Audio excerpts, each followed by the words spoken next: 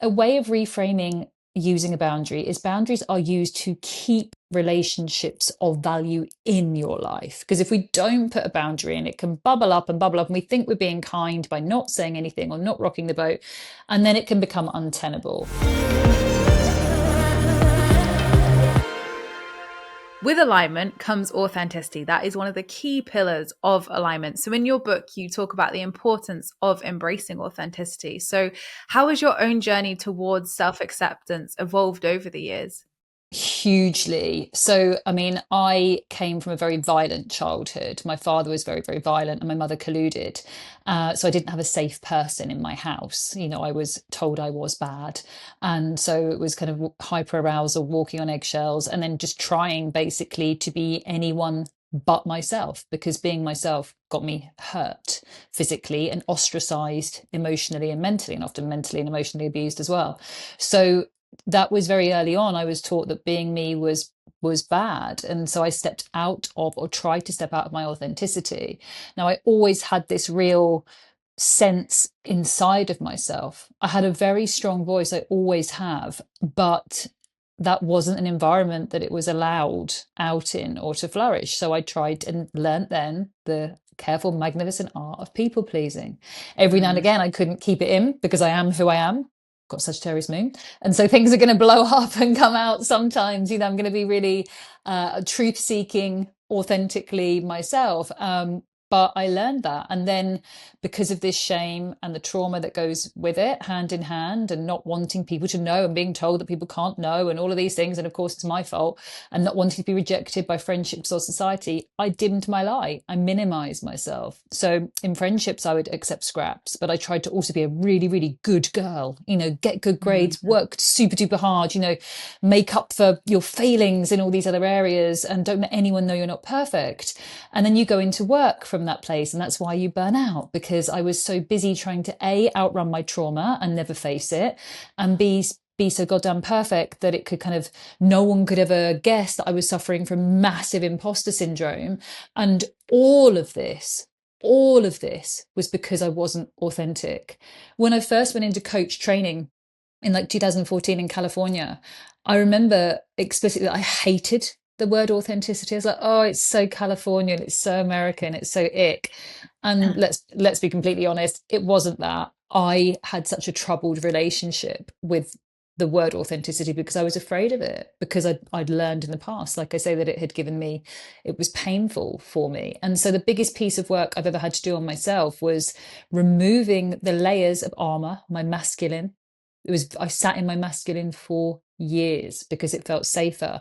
It felt safer to put my deep feminine in a box, package her up, wrap her double times in bubble wrap and put it somewhere else, and just sort of adapt this masculine energy and wear that outside as what I believe to be an armor, because I'm so deeply sensitive. And the biggest piece of work, and almost an active recovery, that I have to remind myself of how it was very easy for me to slip into that masculine doing the book. That is a pattern that was very, very easy for me to go into. It's almost harder for me sometimes to try and remain in the more vulnerable, the softer feminine space. So that's been kind of my relationship with authenticity. And I link it in my book, Unapologetic, you kindly mentioned, which is entirely about shame. And I had a life that was full of shame. I had a shameful life for a good 35, 36 years of my life, where I was trying to hide the shame that I had within myself. Because if you saw my shame, then you won't want to be my friend or talk to me on here. I won't be successful or have a relationship or any of these things. So again, I was masking, I was people pleasing, I was trying to be perfect. I'm going to trigger warning this. I self-harmed, and I was still a coach and a therapist, and I couldn't stop harming myself. I would hack at my face until it bled twice a day in a ritualized attack. It's a form of OCD.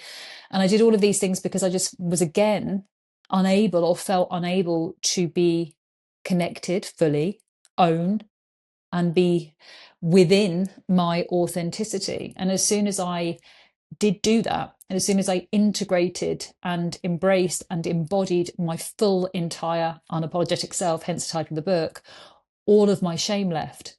And I'm 44 next week. And, I truly have never been more excited, more energetic, more abundant, more have more love in my life, all of these things. And I feel that I have complete freedom and I have a truly shameless life now. And I didn't. So that has been the big relationship for me with authenticity, a word that literally would stick in my throat because I found it frightening. Mm. And it can be so frightening, like you say. I mean, I resonate with so much of what you shared there personally in my own journey. And thank you for sharing that so openly, because I know that people listening are going to be able to resonate with it themselves and have had similar experiences. And, it's something that's not openly spoken about. And people don't want to admit that they feel shame or they feel inauthentic or they're scared of being authentic. Mm. It is such a layered process, as I know from going through it myself and through the inner work.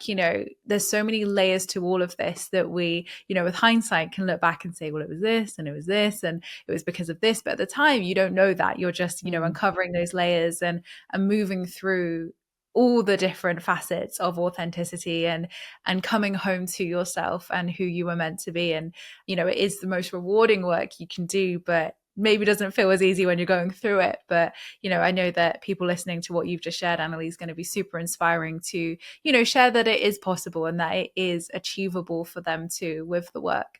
So you also discuss the intersection of vulnerability and strength, which I love. So how can people find the balance between being unapologetically authentic but still protecting their energy? How do we have good boundaries? I mean, I like the reframe around boundaries that it's used to educate people. I think that gives it a softening, as in, I think as women in particular, we feel like a bad girl for saying no. Mm, I yeah. think it makes us feel like a bad girl. Like we try and be a good girl, cleaned your room, good girl, done this, good girl. Like, I'm a mum, my daughter's 9. I have to stop. I put the words back in my mouth, trying not to call her a good girl. It's like trying not to reward her on tasks or earning my love in any capacity. So not that I think it's going to be completely messing her up, just anyone listening, but I try not to, because I just know that I had a lot of my life trying to be a good girl. And then also I think we end up being grown-ups and then you feel like a very bad girl for saying no when you can't go and help a friend because you haven't got capacity or you're working on something yourself or your partner wants something from you or a pet or whatever, or you can't lean into a dynamic that you always have because maybe you just can't, it's not serving you anymore. And it makes us feel like a really bad girl when we do that, or a bad person. I know it applies to guys as well. So I think a way of reframing using a boundary is boundaries are used to keep relationships of value in your life. Because if we don't put a boundary in, it can bubble up and bubble up, and we think we're being kind by not saying anything or not rocking the boat, and then it can become untenable. I would also say, in my experience, that most people also want the same boundary. Like we get a bit nervous about saying something, like a work thing come up recently and I needed to change a dynamic of working with somebody. And I was like, oh, I feel really bad about it. They felt exactly the same. It's just like most of the time, it's just someone's just waiting for, priorities have changed, things have changed. And let's just have that beautiful open conversation.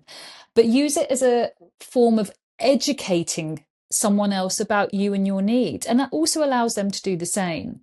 And the other thing I'd like to offer is quite often if someone's in a dynamic where they feel they're overgiving, family member, it's got that friend that it's gone wrong again and like, oh, I better go to them and help them or whatever it is. And you're struggling with things yourself.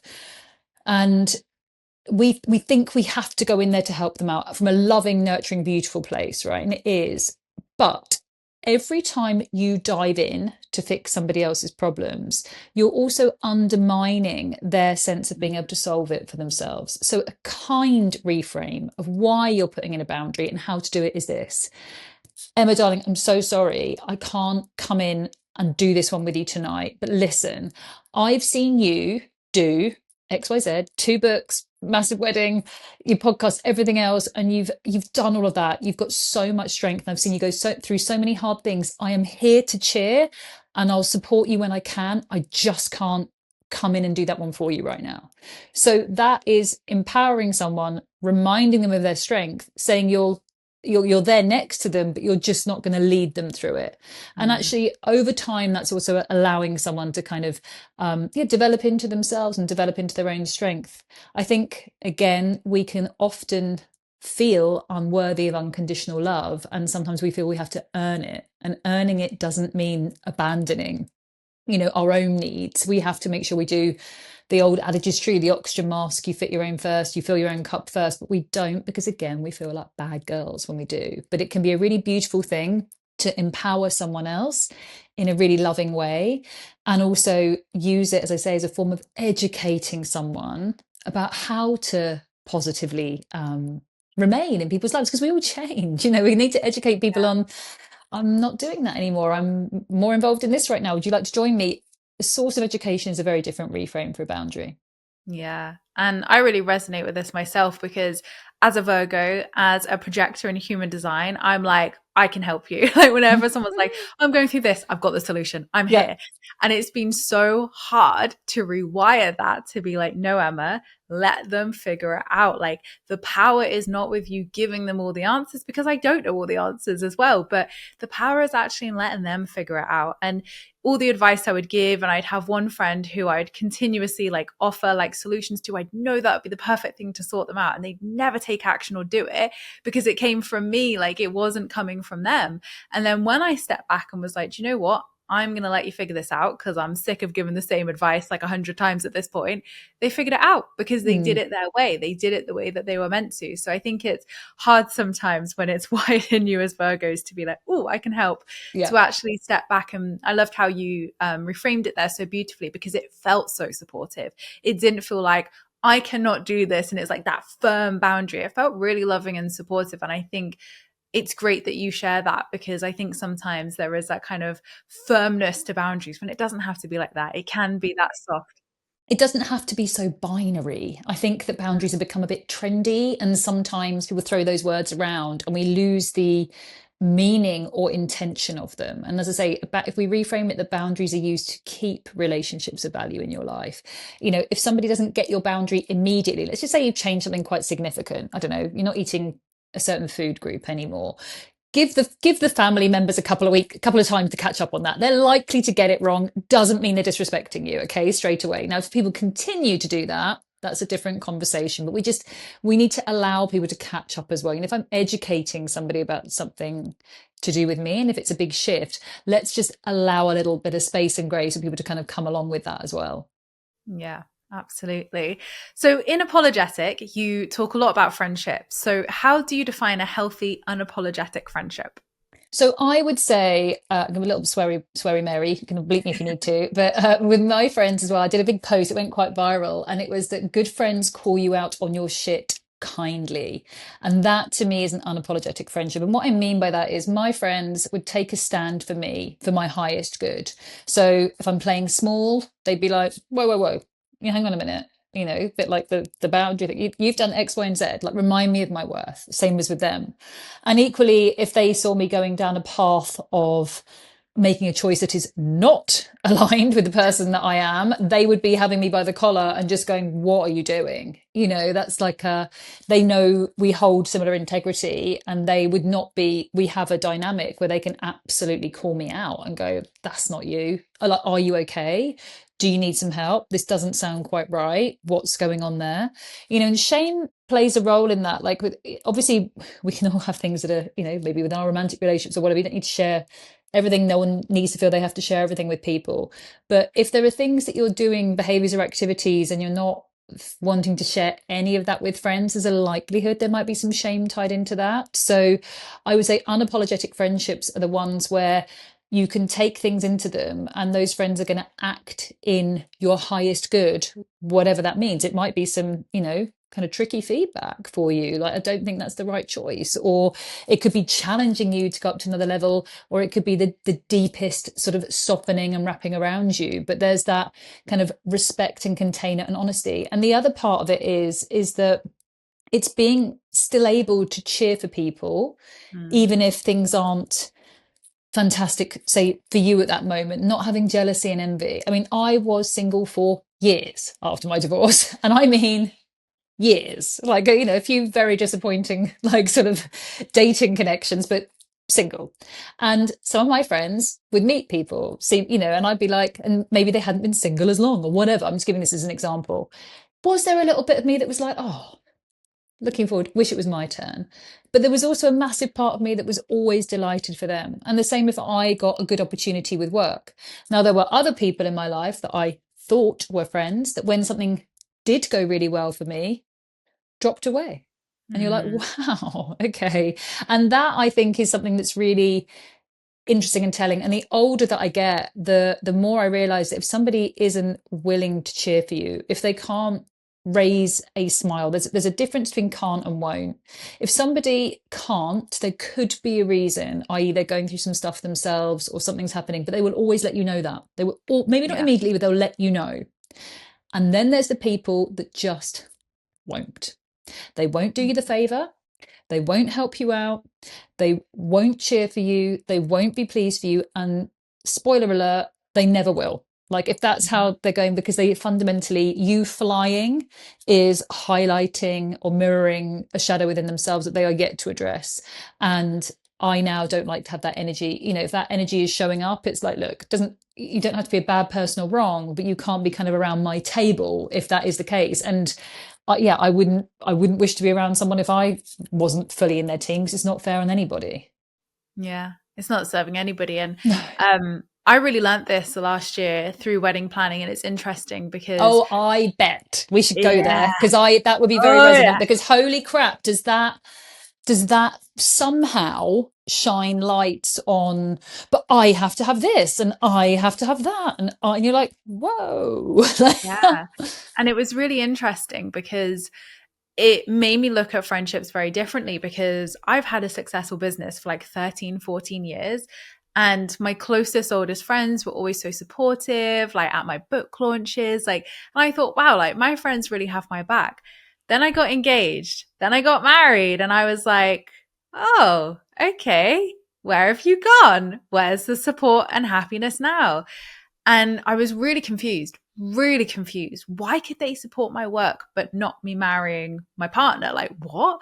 And it took my therapist saying to me, but Emma, it's comparable success now. They don't aspire to be authors. They don't aspire to run successful businesses. But buying a house, getting married are comparable successes to them that now is threatening to them.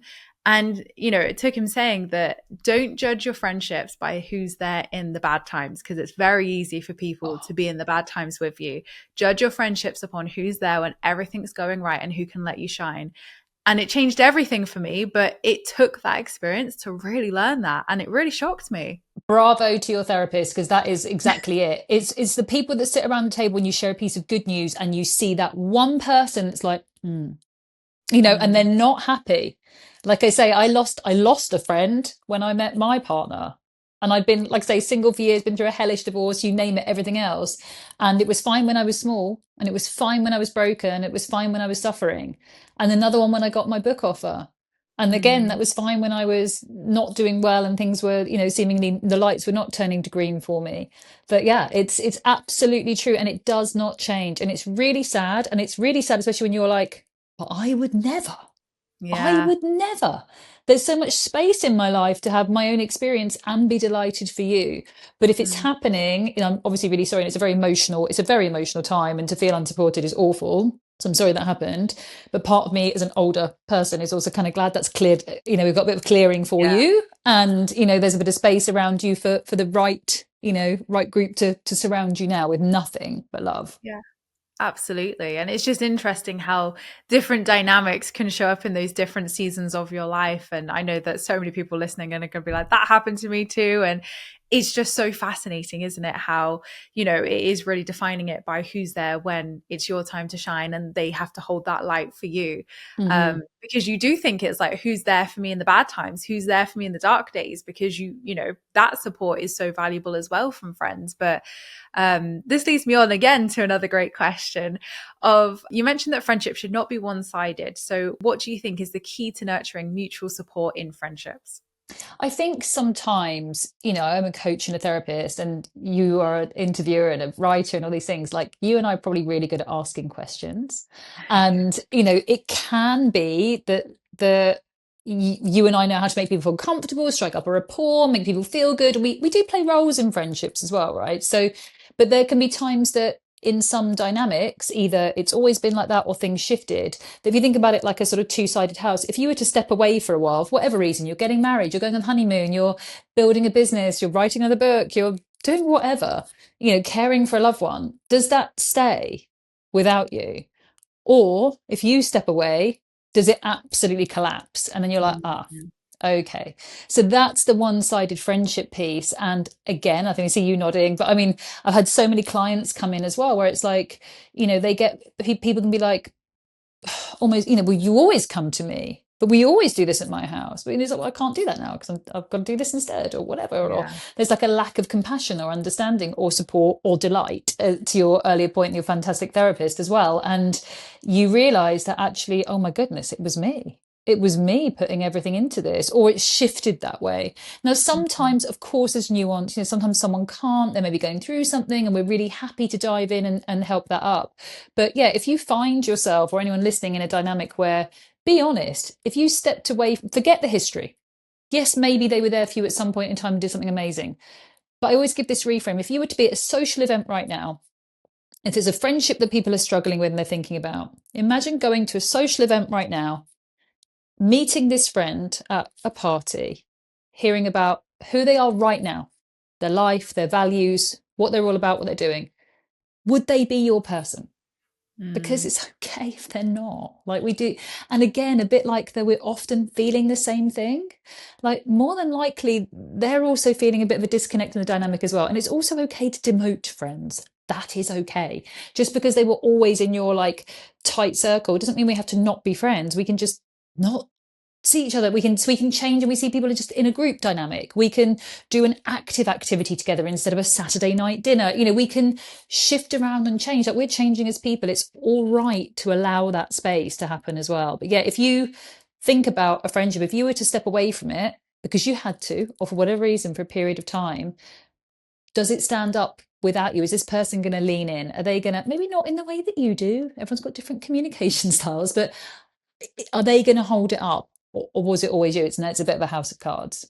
Mm. And that pulling back piece is, so eye-opening as well, because I've done it in the past where it made absolutely zero difference. Like, it was needed for that period in my life. And it was like nothing had even shifted. It was the same energy, same dynamic, literally nothing had changed. Whereas there were other friendships where I just didn't see that person in a year because I wasn't asking to see them all the time Mm-hmm. and meet up and plan something. And they're like, oh, we haven't met up in a year. I was like, no, Yeah. no, we haven't. So, Wow. Yeah.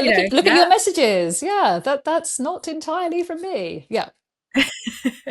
Yeah, so it's very interesting. But let's go back to the celebrating and the successes, because I feel like both of us have probably experienced this in our life. And for any businesses or business owners or people who have just experienced this in any walk of life, you share about truth and stepping into your worth. But what happens when the people around us watch but don't celebrate that growth? They're avid watchers, but they're silent. Oh, What do we do yeah. when friends pull away, they go quiet, or even resent us as we begin to up level and succeed? I mean, being completely frank, I don't like that energy one bit. Like, and I'm quite susceptible. So, because I'm quite empathetic and I'm quite susceptible to when the vibes are off, it really affects me. It really affects my sense of, it makes me feel maybe not anxious, but I can feel it. I can literally kind of feel the ill intent, and it's a Mm. horrible, horrible feeling. And I'm responsible for my daughter. I'm a single mum. I have to run my business and do other things. And if people are not there if they have malintent towards me, which sometimes I found out way down the line that I didn't know, it's so shocking because it's just not the way that I run my life. If you're not for me, you're not for me, and I'm just sort of not going to do the dance or pretend. I find it really bizarre, the whole wolf in sheep's clothing, when someone sort of wants to know all these things about you. That watch your stories, the is it support or is it surveillance? You're keeping tabs on me because you just want to make sure that you've got enough information on what I'm doing to kind of either step in and control. I mean, I wrote something the other day about how many people kind of stand on the sidelines through the tough stuff and wait till you get to a certain level and then come out and go, oh, I always knew you'd be an overnight success. I can't wait to celebrate it with you. And you're like, where were you? Who are Where you? were you when I needed you? Because this is thanks. It's very nice of you, but all those times that I was, doing everything else, and now it's like, oh, I always knew you'd do so well. Did you? Wow, because I could have really done with that little pep talk or boost back then. Thanks. And then there's definitely something in this. It's the envy and jealousy piece. I had a lovely guy write to me. It was nice to hear it from a guy as well, and he's built this chain of gyms, and he's spent, so much time building, painting, working. I mean, gym hours are bloody unforgiving, right? Working in the gyms, building up to a point, and he's getting married in the autumn. And he said, I'm taking more people off the invite list than I was putting on. He's like, I just don't understand it. I see, they watch every one of my stories.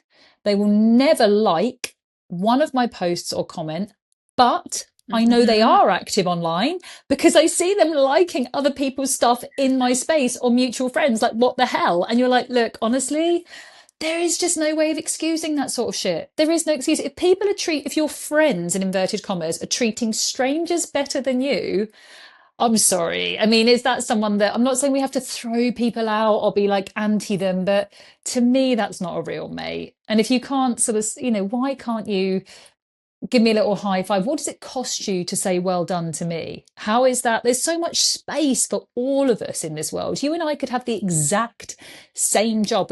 We're both content creators. We both do things in the same space. You flying takes nothing from me, and the other way round. And it's this sort of sense of, that these people are watching, but they don't want you to win because somehow that takes from them. Or if you fail, Yeah. they're waiting to see a sign that something is going wrong for you, because then that in some way validates them for not moving forwards. And I was reading something the other day, and it was saying about how you can always tell the people that are going to betray you because they're the people that are in the same position year after year after year.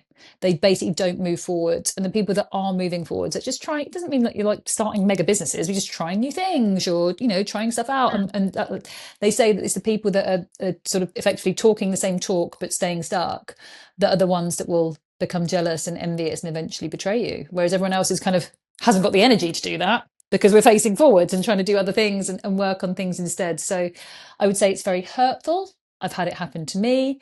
In Yeah. fact, a very, very good friend of mine, very sadly, her husband has a brain tumor and they have two very young daughters, and they're doing a charity walk soon to raise money for him.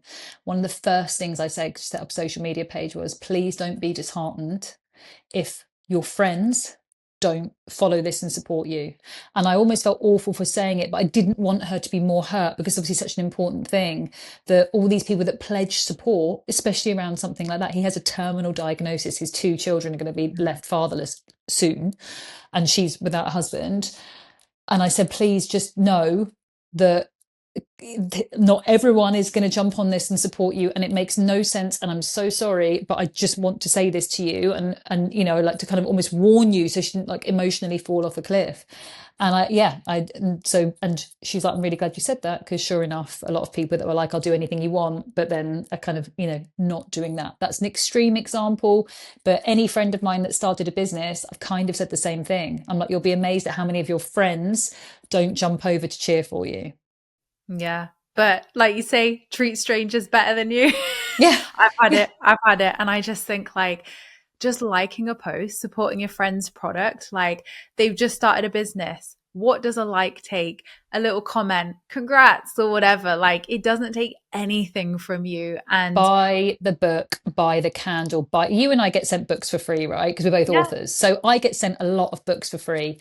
I pre-order everyone's book that I know as a friend. I yeah, would get it sent to me. It's like, please cheer for them. If any of your friends are starting a business, cheer for them. If you happen to have forgot, send them a message now, listening to this. Please just say, hey, how's it going? Is there, like, how can I do to support you? Can I write a review? Can I do anything? Please cheer for your friends, because it makes more room for all of us. It makes more, it's energy. It's making more room for all of us. It's making us feel better. It's bringing more abundance into all of our lives. Like, let's just cheer for people.